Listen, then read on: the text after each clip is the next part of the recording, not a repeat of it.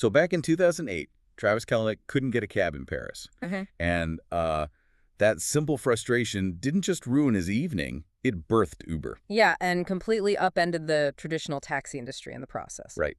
Welcome to the Deep Dive, everyone. Today we are giving you a massive shortcut for Unit 1.1 of your GCSE Business Prep. We are, yeah. We're unpacking the official Pearson Edexcel specification documents alongside some really solid expert revision notes. Exactly. Our mission today is to extract exactly what you need to know about the dynamic nature of business. So how ideas form, how they actually generate money, and, the brutal math of risk versus reward. And that Kalanick story perfectly illustrates one of the main triggers for business ideas. The exam wants you to know that ideas emerge from three key shifts. Oh, right. It's technological advances, changing consumer wants, and old products becoming obsolete, right? Spot on. Like how the recent massive boom in plant-based foods is a changing consumer want, or how CDs were just totally wiped out by streaming platforms like Netflix and Spotify. Yeah, obsolescence. So with Uber, it falls into that tech and frustration bucket. But they didn't invent the concept of paying for a ride. They just took an existing model and adapted it. They solved a friction problem, yeah. The taxi model existed, but dispatching and trusting the driver were, well, massive pain points. Uber just built an app to remove that friction. It's like, I don't know, remixing a classic song. You take something familiar and just give it a major upgrade. I like that analogy. But wait, to ace this exam, does an entrepreneur have to invent something totally groundbreaking? No, not at all. Identifying a gap in the market and adapting a solution is just as valid as a wholly original concept. Like that company, Neutrogene, the Yeah. one doing personalized DNA-based vitamins. That would be an original idea. Exactly.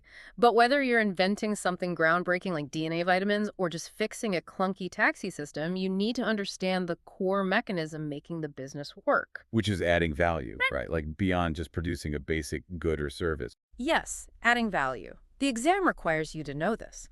Think of it as the gap between what it costs to make something and what someone is actually willing to pay for it. I got to push back a bit, though. Yeah. Isn't adding value just like a corporate way of saying charging customers more money?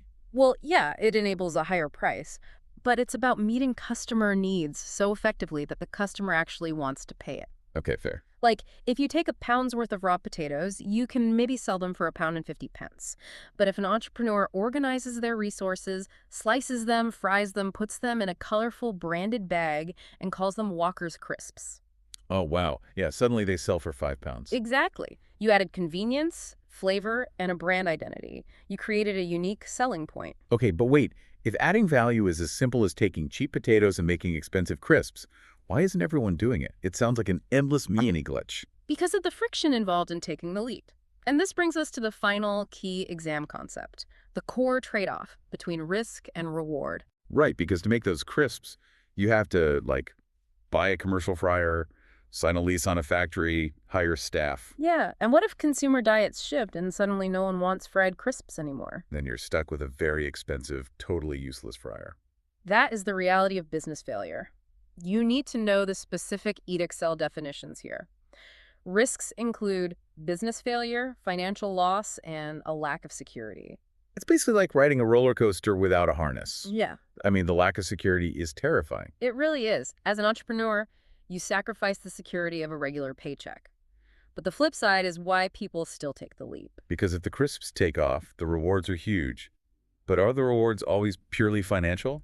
No, and you must mention this in the exam. Non-financial rewards are often just as powerful. It's the personal independence of being your own boss. Oh, right. And just the success of building something from scratch and watching it thrive. Yeah, the psychological satisfaction. And remember, the sources emphasize that using these real-world examples in your answers will definitely boost your grades. So, tying it all back for you, mastering this topic is about connecting these core dots. It's understanding how consumer frustrations or new tech spark an idea, how entrepreneurs organize resources to add value. Like turning the potato into the crisp. Exactly. And weighing the financial and personal risks against the potential rewards. Get comfortable with those mechanisms, and you will be fully prepped for Unit 1.1. Truly, that's what elevates a basic understanding to true mastery.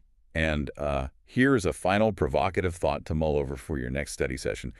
If shifting consumer wants and new tech constantly make old products obsolete, what massive everyday industry is secretly on the verge of obsolescence right now? just waiting for a smart entrepreneur to replace it.